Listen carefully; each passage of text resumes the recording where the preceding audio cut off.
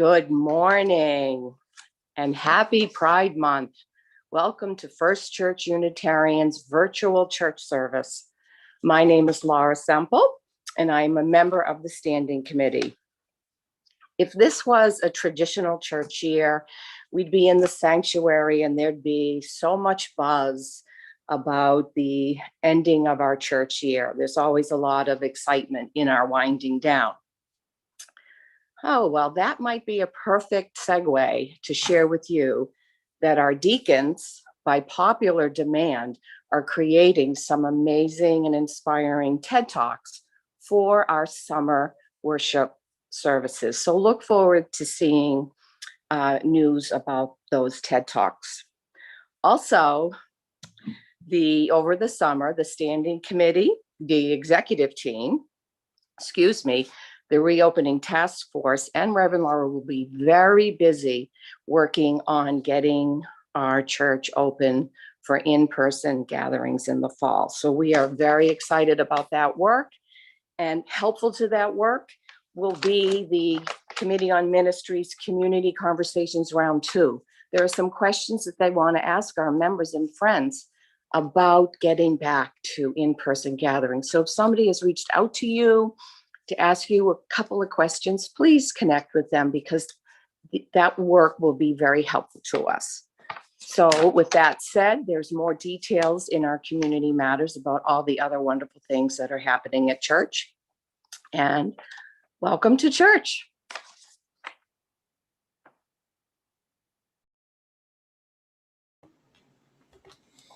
Good morning. I'm Molly Lozo, the music director. And this is Natalie, the assistant music director. And the prelude you're going to hear this morning, it features the members of the church choir. As I've said before, we've been meeting every Thursday and we've been working on music and hymns. And you're going to hear a couple hymns that we've been practicing in the next couple Sundays with the hopes that they get in your ear and we can sing them when we're all back together again. This hymn is On the Dusty Earth Drum, which comes from our teal hymnal. And the words are by Joseph S. Cotter Jr. and the music is by Jason Shelton.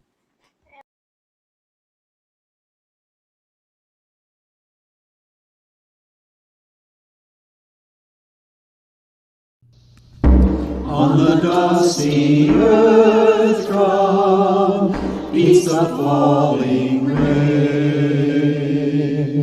Now a whispered murmur, now a louder strain. Slender silvery drum sits on his ancient drum. Beat the mellow music, bidding life to come. Chords of life awakened, notes of greening spring. Rise and fall triumphant over everything. Slender silvery drumsticks beat the long tattoo, beat the long tattoo. Got the great musicians calling life anew, calling life anew. Got the great musician calling life anew.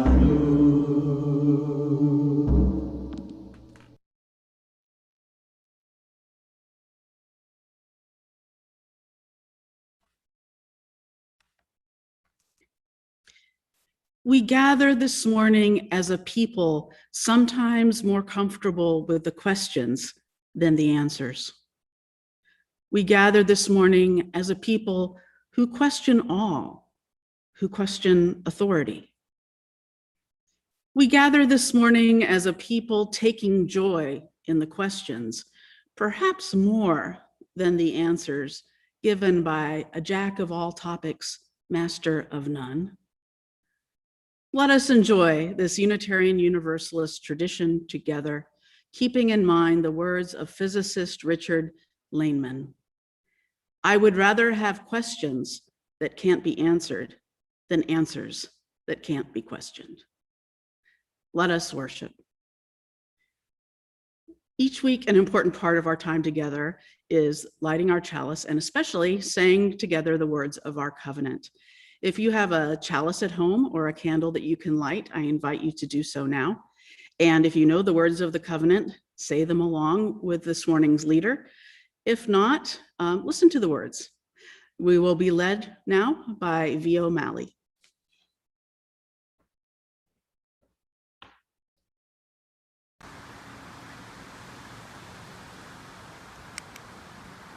Love is the spirit of this church, and service its law. This is our great covenant, to dwell together in peace, to seek the truth in love, and to help one another. Thank you so much, Theo. Appreciate that. So welcome to First Church Unitarian here in Littleton, Massachusetts. My name is Lara Hoke, and I'm so happy and lucky to be the minister of this amazing congregation. If you found us this morning, looks like you did, welcome. If this is your first time, I join Laura in giving you a special welcome, and I'm glad you did find us. If you wish, if you haven't already been to our website, I encourage you to do that, fculittle.org. When you get to the homepage, scroll down a little, you'll see a purple box, and it says virtual pew card. If you click on that, you can give us your information and we can contact you if you wish to speak to a member here or to me. I'd be happy to do that. So consider doing that. Happy Pride Month. It's June is Pride Month, and that's what the gathering video was all about. I hope you enjoyed that. And today we begin the Soul Matters theme of play, which is a fun one for June. And today I think we get to play because today, this morning, is the question box, or otherwise known as Ask the Minister. This is a Unitarian Universalist tradition where you can ask me questions and I will attempt to answer them. I have here in this trusty sealed envelope some leftover questions from last time, which I haven't looked at yet, so I can use those. But I also welcome fresh new questions, which you can text to me. I put the text number, it is in my, it's in the chat box if you're watching YouTube Live, it's there. This is it. It's also, if you can see my name on the screen, I'm not sure if you can, but if you can see it there, I have my cell phone number there. So text me a question too, if you wish. And it could be anything. The traditional topics would be things like theology, world religions, maybe social justice, what have you, questions specifically about this church or my role or what have you. Or it can be anything. It can be whimsical too. So don't be shy. I won't share your name unless you specifically ask me to. So no one will know, but I guess I'll recognize your text number. All right, so with that, let us sing our opening hymn together. It would be number 65 in the gray hymnal, but you will see the words on the screen, The Sweet June Days.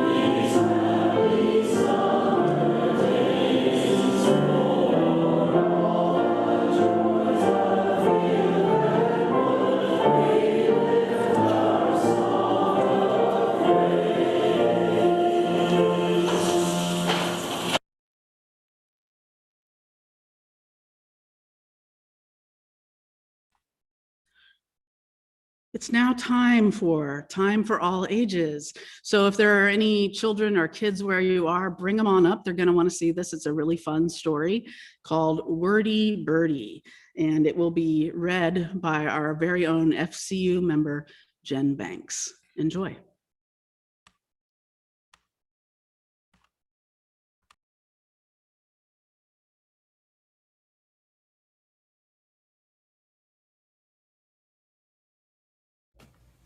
Good morning, everyone. My name is Jen Banks, and I'm also known as Fergus's mom, and I'm very happy today to be reading the story Wordy, Birdy. Wordy, Birdy. Yay, you're so close to the story right now. Just turn the page. She's very excited. I am too. Well, we are in a pretty great book. Wordy, Birdy. Meet Wordy, Birdy. Wordy Birdy has lots to say.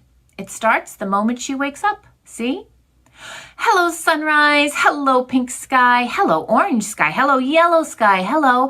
Oh, hello, gorgeous. Sometimes Wordy Birdy talks about what she likes. I like spaghetti and unicorns and library books and polka dots and standing on my head, and sometimes she talks about what she doesn't like. I don't like tall grass or turtlenecks or long lines or tuna salad or losing my balloon, or sometimes she just asks questions. Why do zebras have stripes? Is Bigfoot real? Are we there yet? But she never stops talking long enough to get the answers. Wordy Birdy is not the world's best listener. Oh, please. Are we talking about the same bird here? Okay. Wordy Birdy is terrible at listening. That's more like it. She never listens to anybody, even when she should. This one time, I totally went swimming with a narwhal. My third cousin Barb is a penguin. Really? Do you think there's an award for Bird of the Year? Oh, fact! People used to think the world was flat and you could fall right off the end. One day, Wordy Birdy takes a walk into the deep woods. Naturally, she has plenty to say. That's a pretty tree, and that's a pretty danger sign, and that's a pretty tree, and danger ahead, turn back. Before long, Squirrel zips in front of Wordy Birdy. Stop! Don't go any farther. Does Wordy Birdy listen? She does not. Ooh, a pine cone. Ooh, a rock. Ooh, a sign. Ooh, a leaf. Wrong way. Soon Rabbit dashes onto the scene. Go back while you still can. Does Wordy Birdy listen? She does not. Yay, my favorites! Strawberries for me, and carrots for me, and tomatoes for me. No trespassing. Then Raccoon gives a piece of advice. Run for your life. Does Wordy Birdy listen? What do you think? Whoa, it's getting darker and darker and darker and darker, and looky there, white circles and triangles. I love white circles and triangles, and roar, roar, roar, roar, roar. Oh, do Squirrel, Rabbit, and Raccoon just leave Wordy Birdy there? We do not. Come on, follow us this way. And Wordy Birdy? She listens. Hooray! That was almost unbearable. We made it. Then Wordy Birdy says thank you the best way she knows how. I love you guys. Like, I really, really, really love you. Seriously, I love you more than spaghetti and unicorns, and Wordy Birdy still likes to talk. A lot. See? Good night, sunset. Good night, orange sky. Good night, purple. Ooh, good night, you. But sometimes, remember when we totally saved you from that bear? We were brave and amazing, and that was so cool. She likes to listen too. Now that's what I call a good story. I'm going to read it again and again and again, and then she'll read it approximately 523 more times. This is true. Yup. Hi there. You will never guess what just happened to us. Should I start with the part about the forest, the bear, or how much I love unicorns? And that's why her name is Wordy Birdy. Thanks for listening, everyone.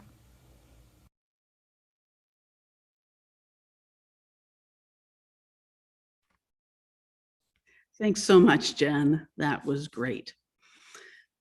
This morning is also special because it's a Share the Plate Sunday.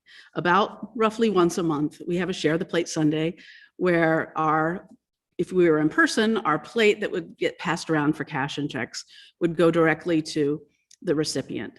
Because we are virtual, you can look for the information for donating for our recipient this morning in the email that went out with today's order of worship. And you'll see it there. If you want to donate online, you can also see their address there and just send your donation directly to them. This month, our Share the Plate recipient is Littleton Community Farm, and you're going to hear about it from their executive director, Amy Tarlow-Lewis.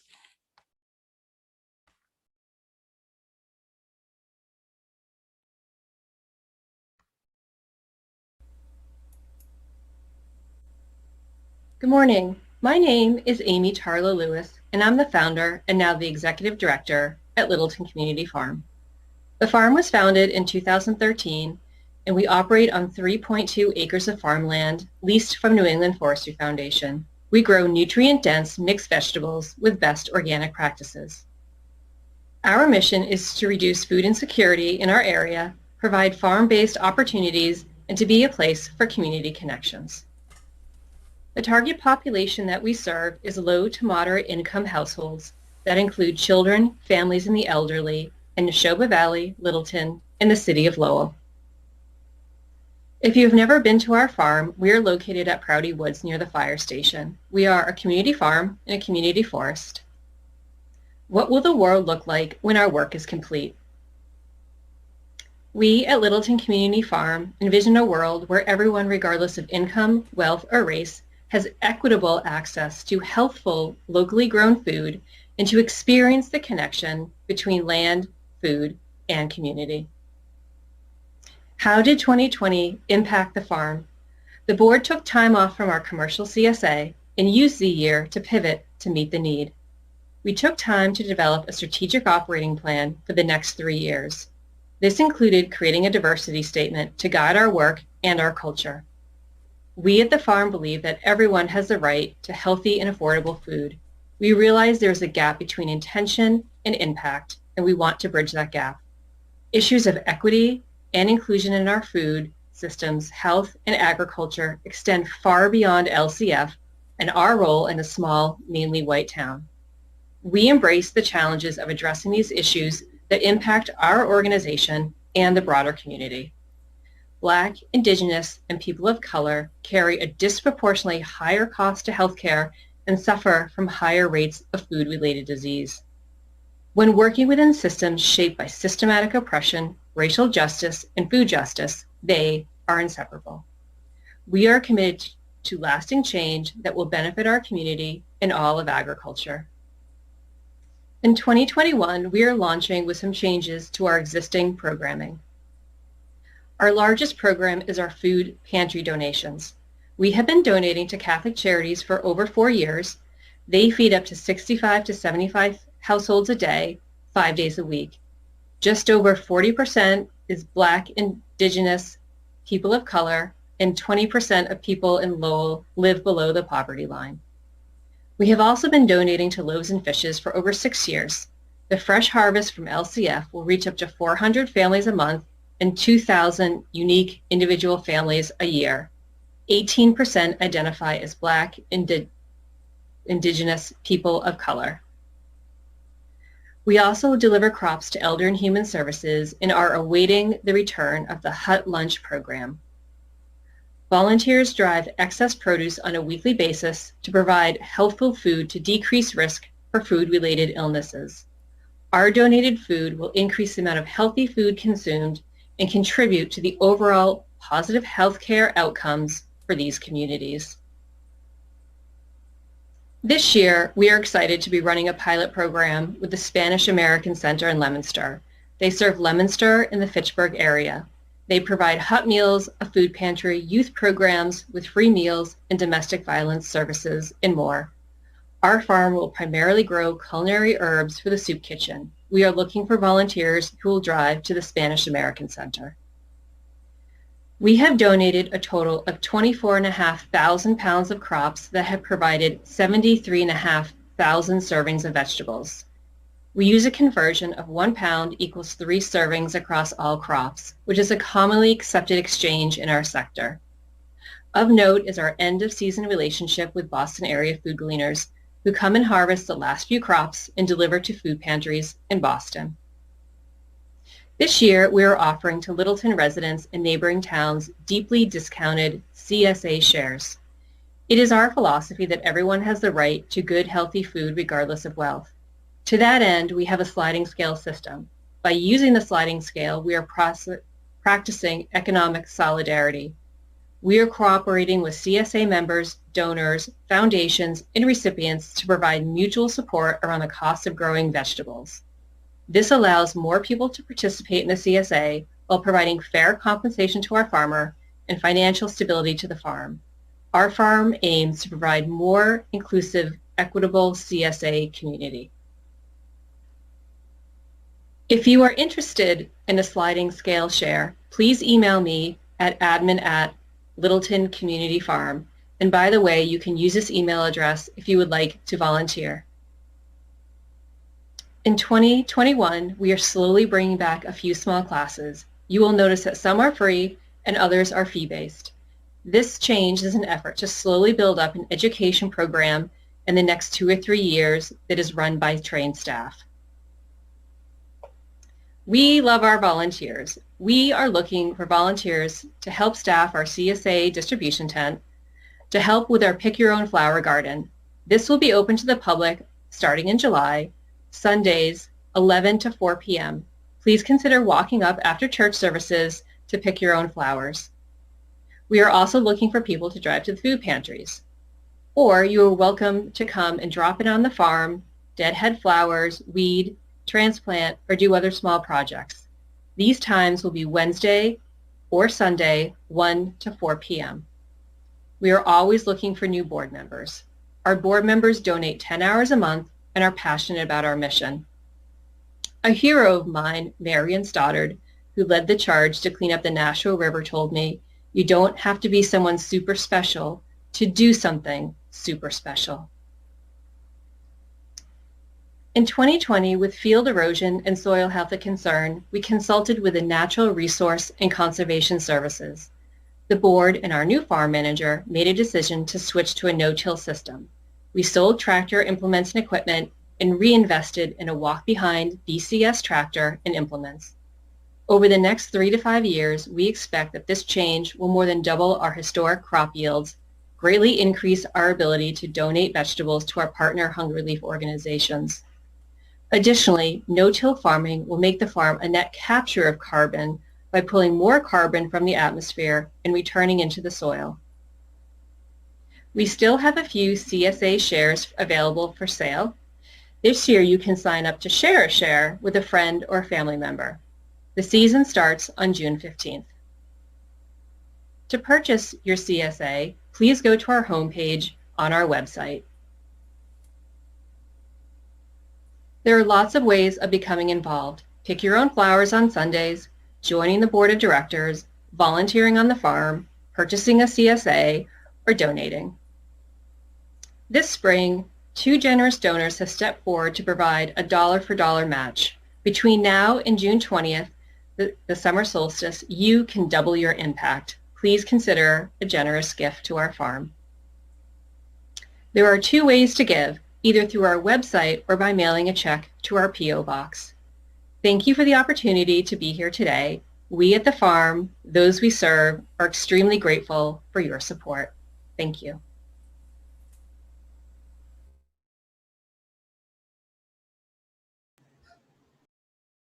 This morning's offering for the Littleton Community Farm will now be given and received in grateful appreciation. And please enjoy this, I guess you would call it an anthem, sung by members of the church choir, and you have heard it before. This is Everything Possible by Fred Small.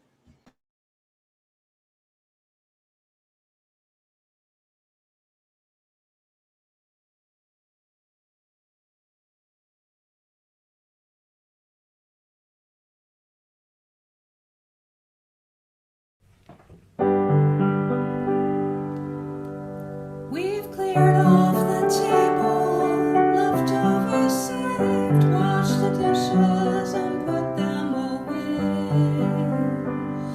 I've told you a story, tucked you in tight at the end of your knockabout day.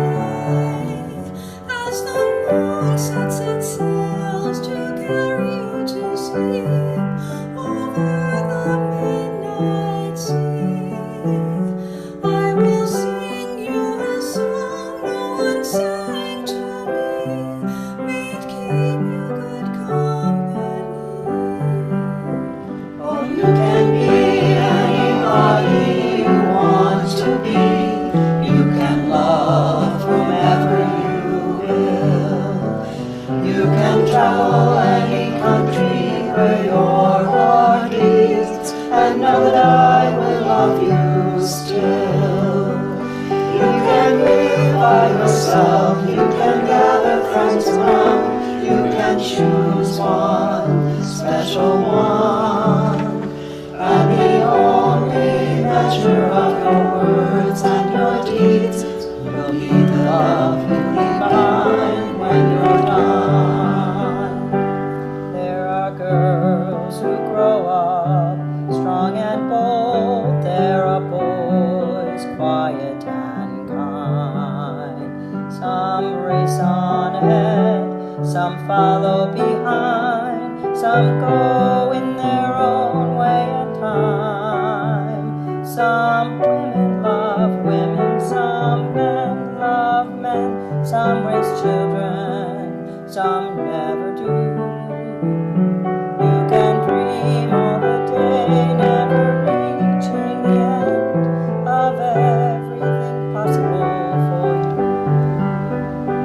Don't be held by names, by titles, by names, or seek out spirits true. If you give your friends the best part of yourself, they'll give the same back to you. Oh, you can be anybody you want to be. You can love whoever you will. You can travel any country where your heart beats, and I will love you still. You can live by yourself, you can gather friends around, you can choose one special one, and the only measure of your words and your deeds will be the love you leave behind when you're done.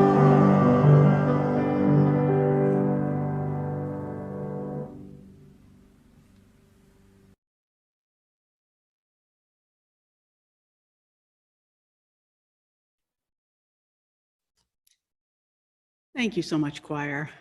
I just love that song. It always makes me verklempt. What a great song by your former minister, the Reverend Fred Small. All right, it's time for me to attempt to answer your questions.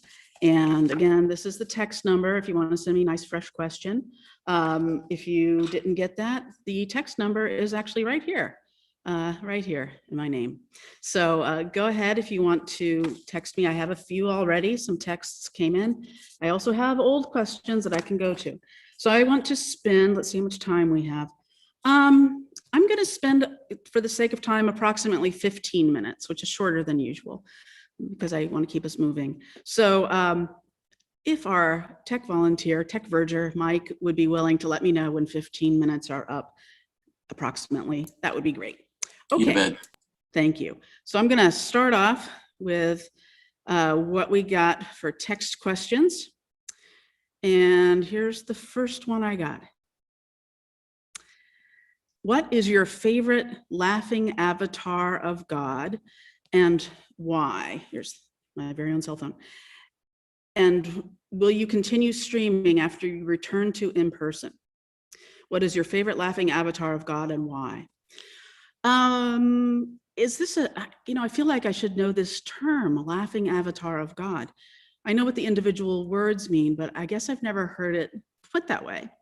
But what comes to mind for me in terms of laughing representations of God or the divine, I think probably all of you saw back in hippie days, the laughing Jesus portrait, where instead of seeing the usually very serious or serene Jesus, we see him throwing his head back and laughing and looking rather fabulous. I like that image. It's stuck in my head from my youth. I also like, there are some depictions also of the Buddha, not unlike that of Jesus, where he's often very serene or serious, but there are laughing Buddhas too. And those are great. And then the other thing that's coming to my mind is Krishna, an avatar of God in Hinduism, who's a very lighthearted version of God, who plays a flute and likes to sort of go around. He's a very seductive personality, and he's a laughing type, which is my favorite. I think for sentimental reasons, I kind of like the laughing Jesus, just because it's sort of stuck in my head from childhood as a happy image. So the other question, part 2 of that, was, are we going to keep streaming after we return to in-person?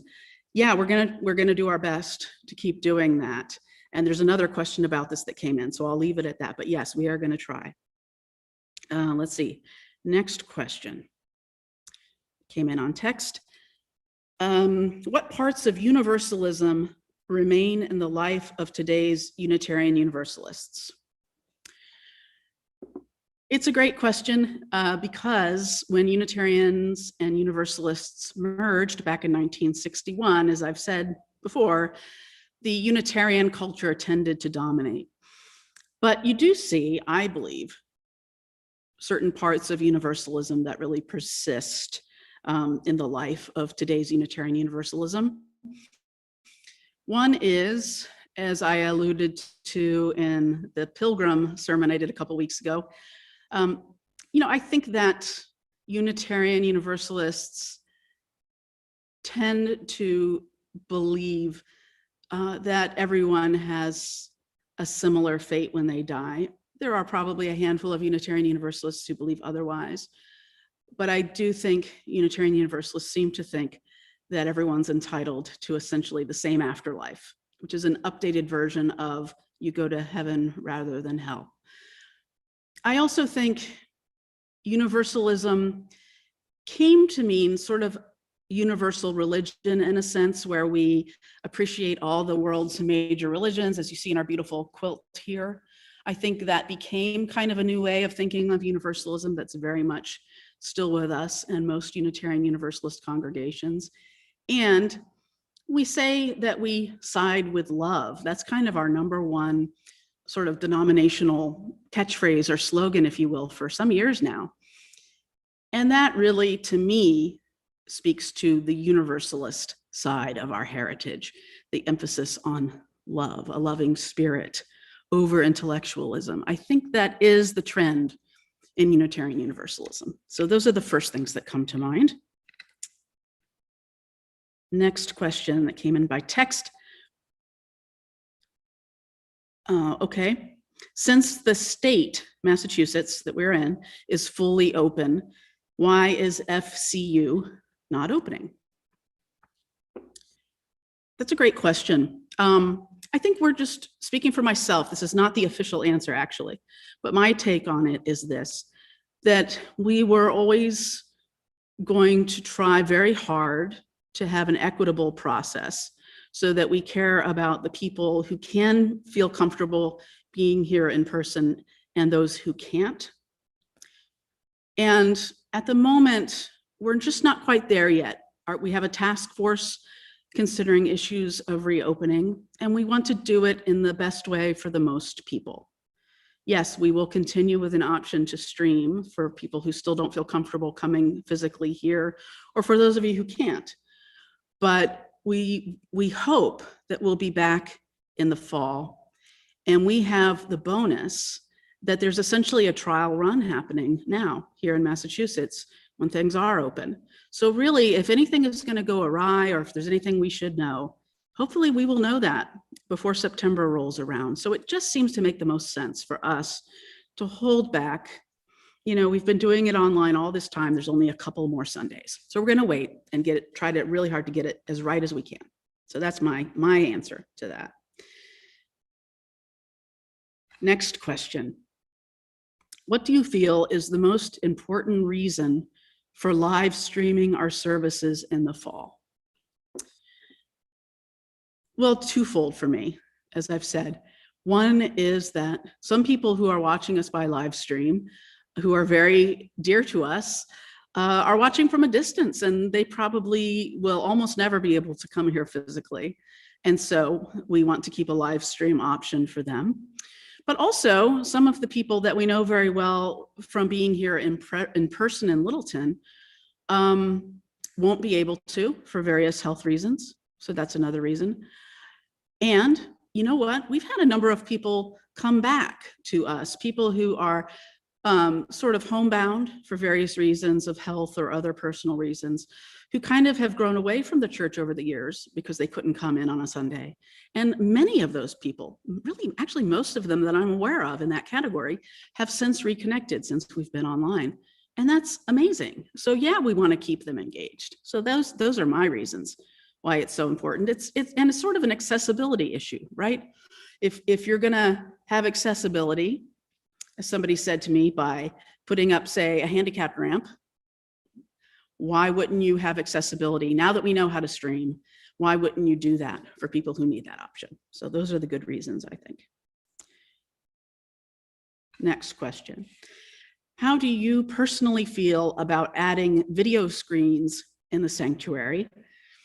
When we reopen for in-person Sunday church services, it seems that screens would be essential to allow people who would attend the services remotely to participate.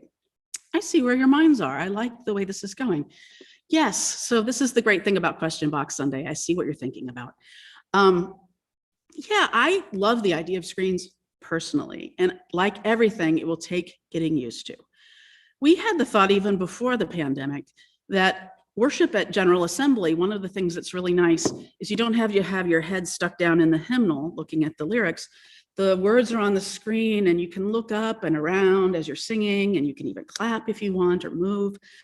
So it livens up the services a lot. So I already wanted screens, honestly.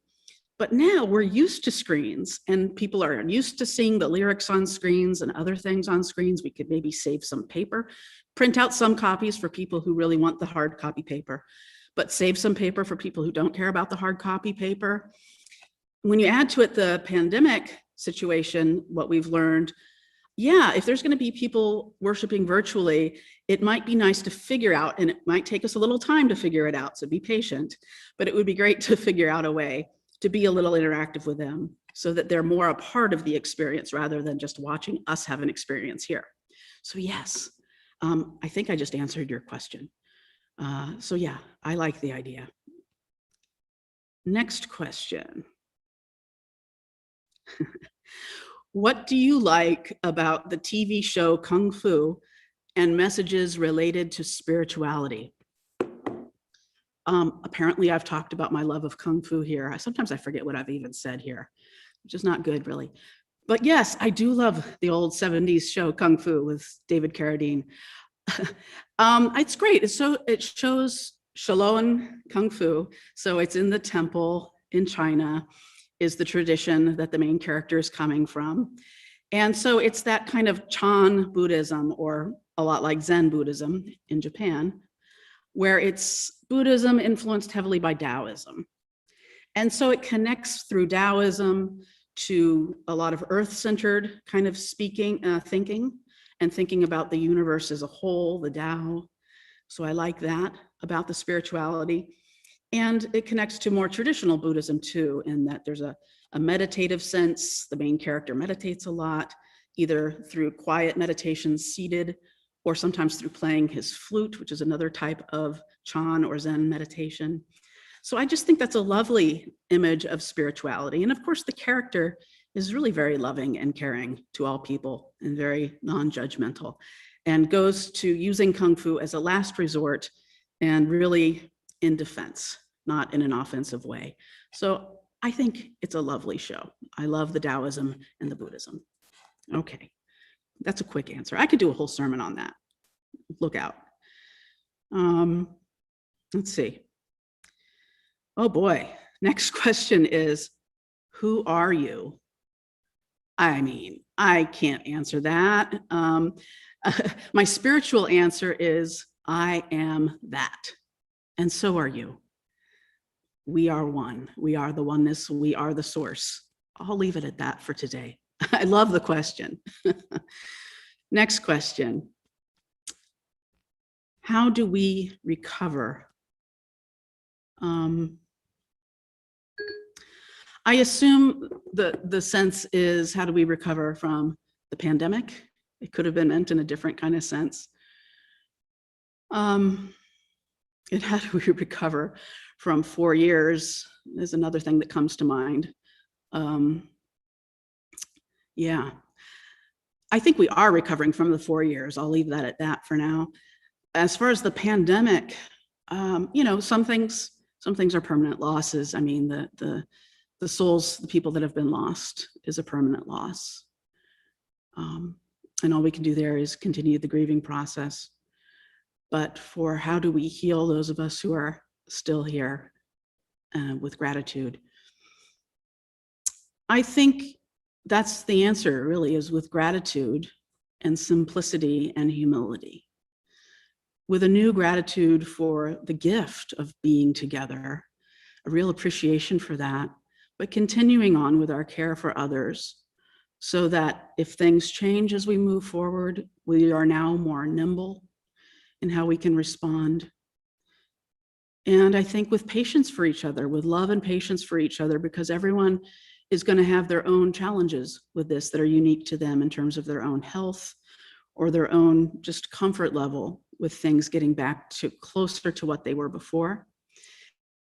And hopefully, the best thing is that hopefully in certain ways we can recover, build back better, as they say, I suppose, in the sense of we learned some things about working remotely and other things that can help the environment. So I hope we can build on that. So I hope that's the beginning of an answer. I hope that was the sense of the question. Next question. What is your favorite movie with a religious theme? Oh, wow. Oh, there's so many good ones. What is my favorite one?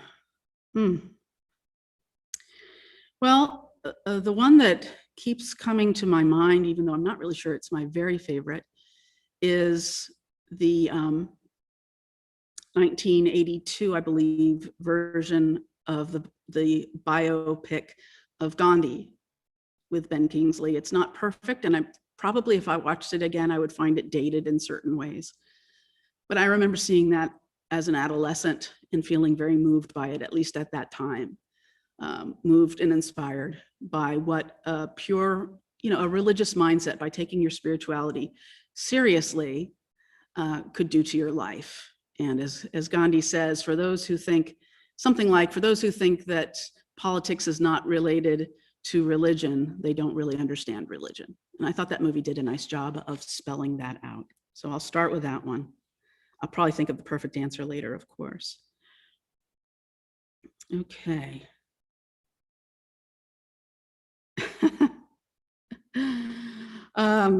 The question, what's better, the original Star Trek or Next Generation? Yeah, true Trekkies that I know tend to go with the Next Generation. I have to go with the original Star Trek. I'm sorry. I think, there were a lot of great things about the Next Generation. I love Picard, but yeah, the original Star Trek. It's just, what can I say? It's fun. That's fun. The correct answer. Oh, okay, good. Good to know. I got it right. I got one right. My last text question is, are there any current initiatives to attract young families with children to FCU? Well, isn't that a good question? Yes and no, in that we have, and you will hear more about this soon. In a couple of weeks, you'll hear more detail. But we are, in fact, hiring a new director of religious education, and you'll hear about her in detail, not next Sunday, but the Sunday after, our last Sunday. And I'm sure she has lots of good ideas, and we'll be talking about that very important topic, especially once she gets here. So that's a partial answer. And we have reached the 15-minute We mark. have. All right, well, that was the last text question, and these remain sealed. So I have more questions if we ever need them in the future. Thank you for sending me questions and tolerating my answers. And as always, the questions are better than the answers. So thank you so much. All right, so let's have our closing hymn. It's one I always enjoy this time of year. It's number 305 in the gray hymnal, De Colores, and you will see the words on the screen.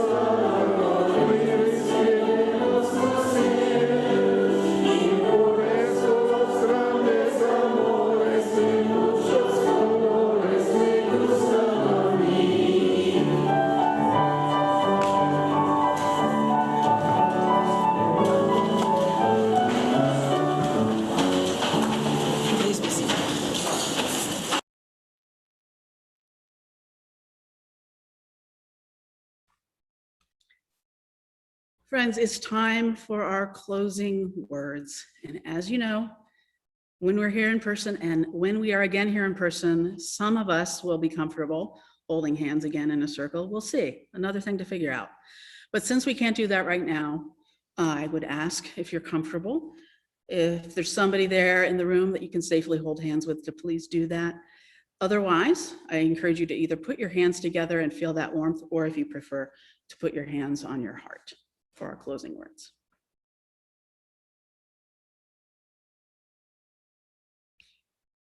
Sometimes to question is enough.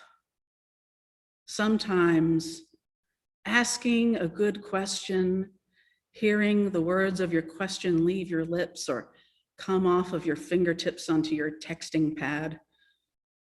Sometimes asking the question triggers your own answer before anyone else can give it to you. Sometimes to question truly is, as they say, an answer. May we cherish our questions while we cherish our doubts. May we help each other to find the answers and to keep questioning. Together, we will build a better world. I know it. Blessed be, and amen.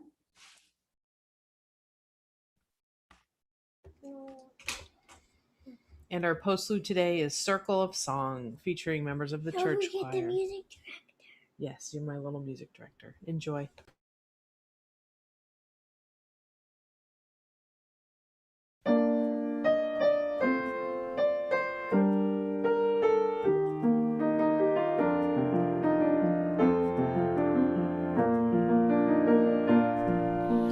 Come join with me in the circle of song, the young and the old, the weak and the strong, singing with one voice, though we may speak different tongues. In the circle of song we are one. Some sing of the past, of battles lost and won. Some sing of their dreams, of a new day in the sun. Some sing of the world, and some sing just for fun. In the circle of song we are one. Come join with me in the circle of song, the young and the old, the weak and the strong, singing with one voice, though we may speak different tongues. In the circle of song we are one. Each of us must leave this place and go back to our home. Each of us must walk a path